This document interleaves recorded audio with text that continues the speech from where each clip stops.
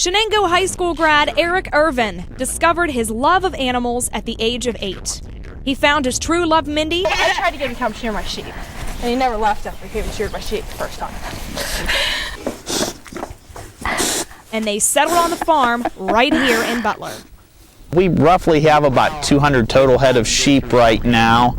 We're at 12 to 15 goats. Then we have a few cows and a half dozen horses.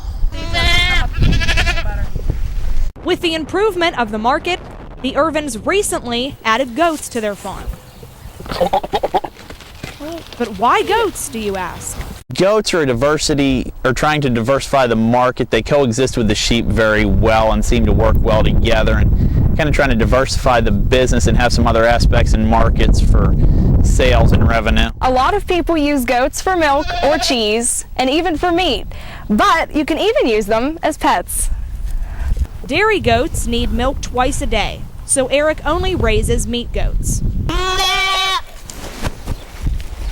When we refer to a meat goat, that's what's going to butcher. It's what's going to be eaten and consumed. So you have a lot of ethnic groups that are really into it, and the demand for it has truly increased over the last 5 years.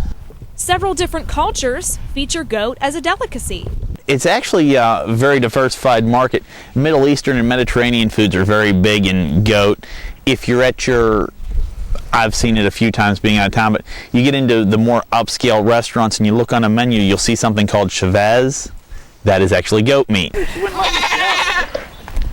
Eric expects his goat population to increase to 30 goats next year. But he says he will never see a day where goats will outnumber the sheep.